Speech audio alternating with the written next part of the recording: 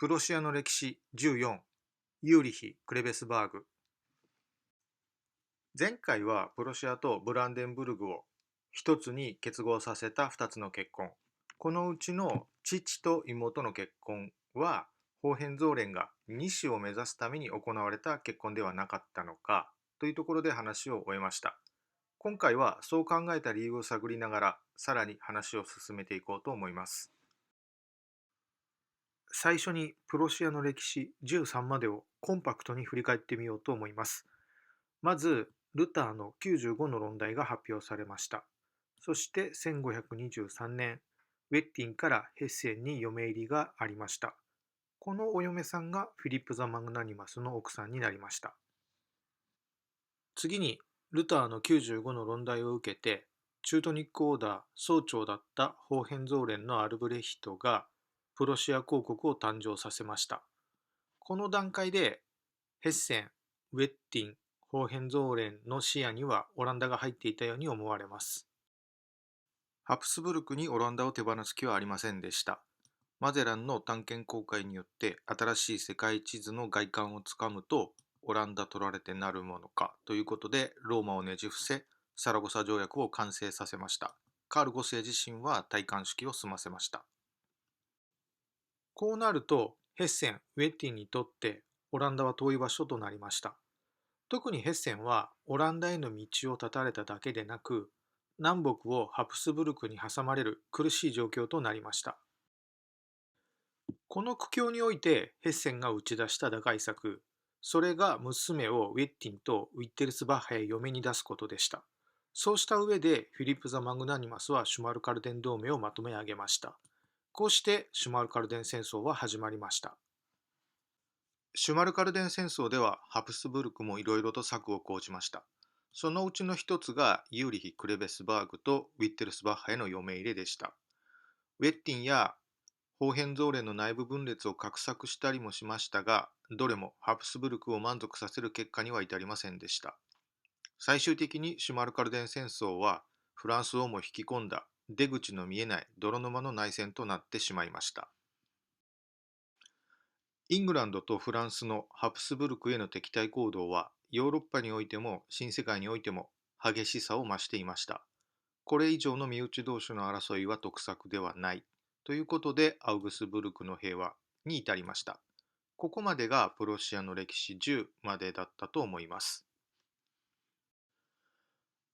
アウグスブルクの平和後の最初の動きはヘッセンでした。ヘッセンは再び娘をウィッテルスバッハへ嫁入りさせました。これに反応したのがウェッティンでした。ウェッティンはアウグスブルクの平和以後、ハプスブルクと表立ってことを構えようとはしなかったようです。おそらくアウグスブルクの平和をまとめ上げた責任者として、アウグスブルクの平和を自ら台無しにするようなことはできなかったのだと思います。であったのに、ウェッティンはモーリスの娘とウィリアム・ザ・サイレントを結婚させました。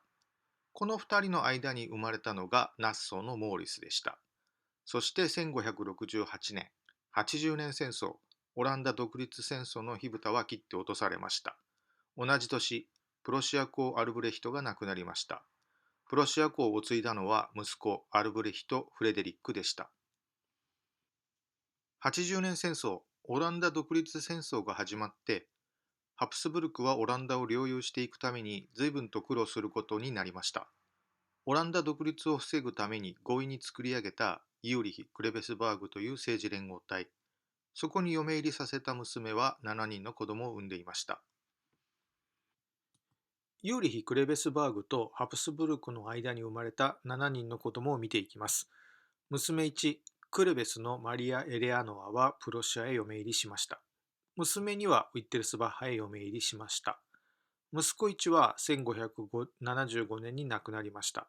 ユーリヒ・クレベスバーグを継いだのは息子2でした。そして娘さんもウィッテルスバッハへ嫁入りしました。娘4は早くに亡くなっていました。娘5はハプスブルクの血を引く男性と結婚しました。今度は80年戦争の経過とプロシアとブランデンブルグが一つになっていった過程を同時進行で見ていこうと思います。まず1568年、オランダ独立戦争80年戦争が始まりました。そして同じ年、1568年、プロシア公アルブレヒトが亡くなりました。後を継いだのは息子アルブレヒト・フレデリックでした。このプロシア公を引き継いだアルブレヒト・フレデリックのもとへ嫁いだのがクレベスのマリア・エレアノアでした。クレベスのマリア・エレアノアの結婚前、ユーリヒ・クレベスバーグからプロシアへ嫁入りが行われる前、ウェッティンはウィッテルスバッハへの嫁入りを終えていました。そしてユーリヒ・クレベスバーグの娘には1574年、ウィッテルスバッハへ嫁入りし、息子1が1575年に亡くなってしまいました。後を継いだのは息子2でした。そして娘さんが1579年、ウィッテルスバッハへ嫁入りしました。ウィッテルスバッハへの嫁入れはかなり複雑な状況になっていたと思います。ついで80年戦争に大きな動きがありました。アルマダの海戦でイングランドがスペインに勝利しました。これでオランダの独立はほぼ確実になったと思います。勢いに乗ったオランダは1593年、ウィリアム・ザ・サイレントの娘をウィッテルスバッハへ嫁入りさせました。それを追う形でブランデンブルグとプロシアの最初の結婚がありました。この結婚というのは、この表でいうところのこの結婚で、息子というのはジョン・シギスムンドでした。そして1600年、イギリス東インド会社。続く1601年、ユーリヒ・クレベスバーグの娘後の結婚がありました。この結婚に関しては不思議に思うところがあります。それは後に触れることとして話を先に進めます。1602年、オランダ東インド会社。1603年、イングランド、スコットランド同訓連合。同じ年、1603年、ブランデンブルグとプロシアにおいては、父と妹の結婚がありました。これがこの結婚です。そして1608年、ヨアキム・フレデリックが亡くなると、息子、ジョン・シギスムンドがブランデンブルグ選定校を引き継ぎました。80年戦争の経過とブランデンブルグとプロシアが一つになっていった過程は、どこか呼応していたようにも思えます。つまり、ハプスブルクがオランダへの支配力を弱めていくのを確かめながら、ホーヘンゾーレンはオランダへの足場を一歩一歩固めていったように思えるのです。ホーヘンゾーレンのもと、ブランデンブルグとプロシアを一つにまとめ上げ、ポーランドという東からの憂いを断ちつつ、ホーヘンゾーレンは西への歩みを進めていったのではないでしょうか。80年戦争の経過に戻ります。ヨアキム・フレデリックが亡くなった翌年、80年戦争、オランダ独立戦争は大きな節目を迎えました。1609年4月、12年間の休戦が決定したのです。オランダ側の当事者はナッソーのモーリスでした。12年間の休戦は、ハプスブルクのオランダに対する方針転換点だったと思います。オランダの独立をもはや防ぐことはできない。あとはどれだけ独立後のオランダ領土を狭められるか、どうすれば狭められるのか、そこへハプスブルクの関心は移っていったように思えます。ユーリヒ・クレベスバーグの重要性はさらに増したわけです。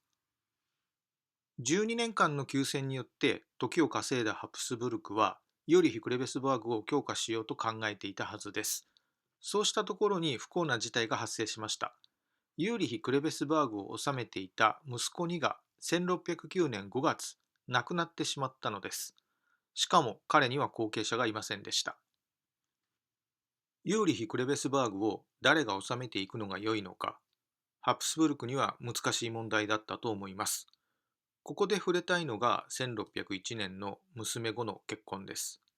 娘後の結婚相手を正当なハプスブルク直系の人間にしておけば、まさかの場合には、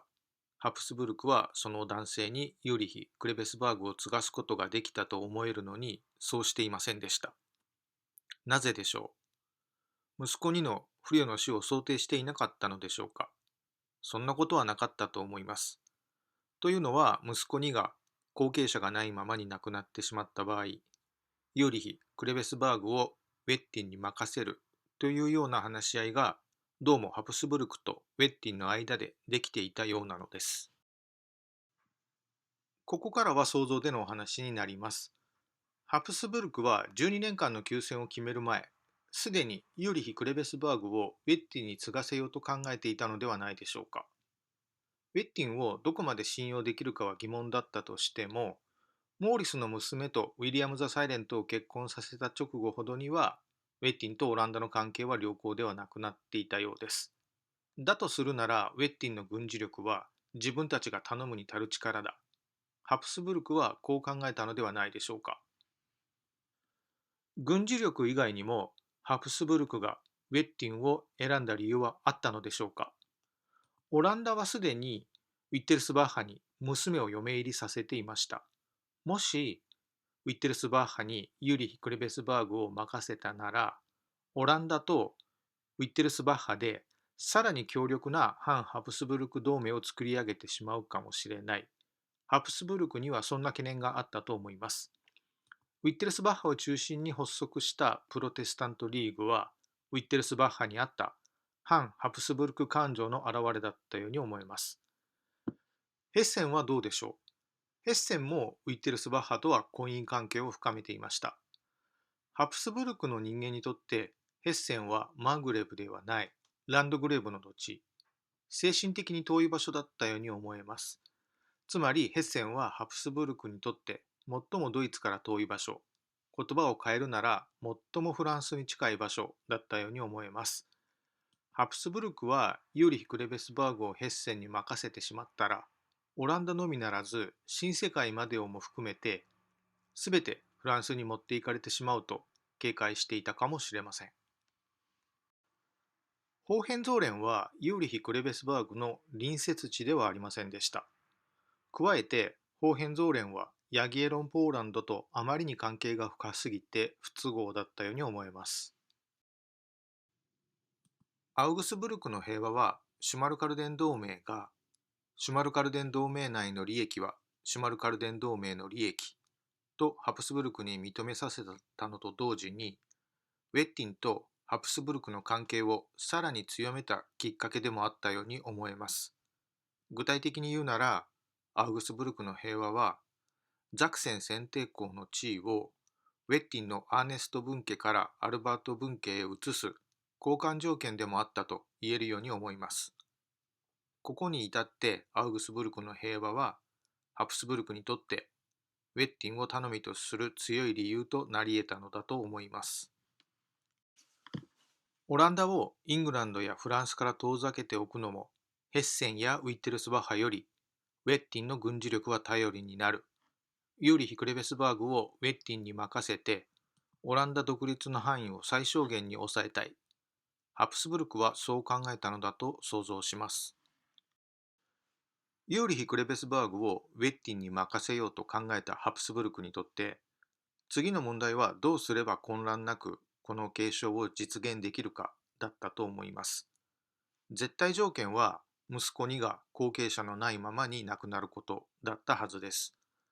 息子2の最初の妻は子供がないままに亡くなりました。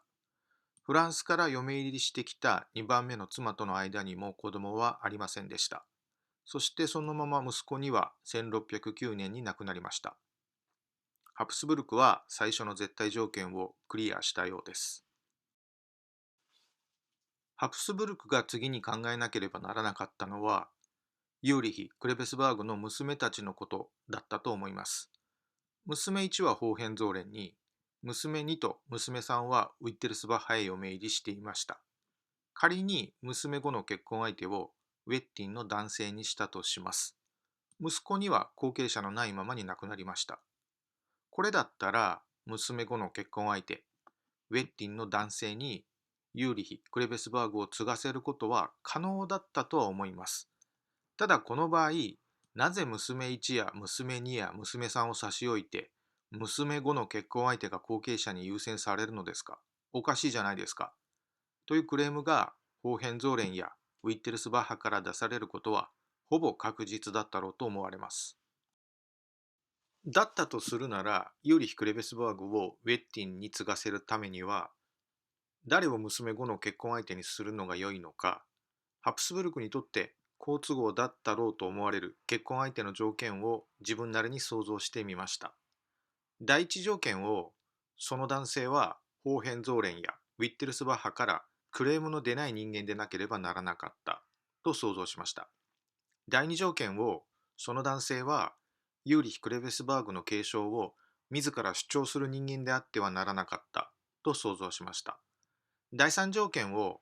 その男性はユーリヒ・クレベスバーグをウェッティンに継がせるというハプスブルクの裁定に賛同してくれる人間でなければならなかった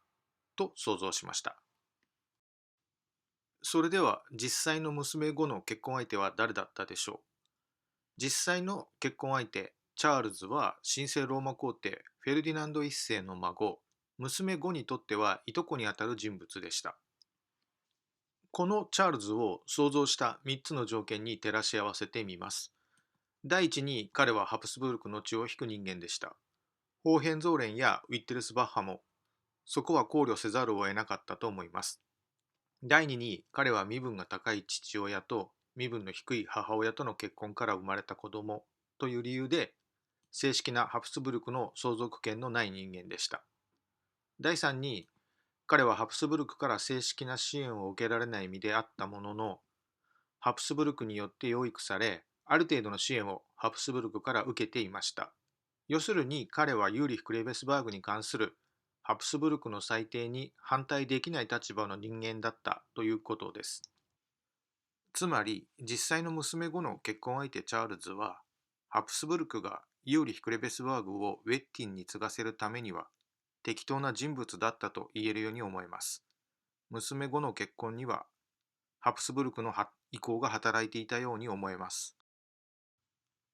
オランダ独立を前にして、ハプスブルクはユーリヒ・クレベスバーグをウェッティンに継がせようと考えていたのでは、という想像の上に、ユーリヒ・クレベスバーグの娘後の結婚は、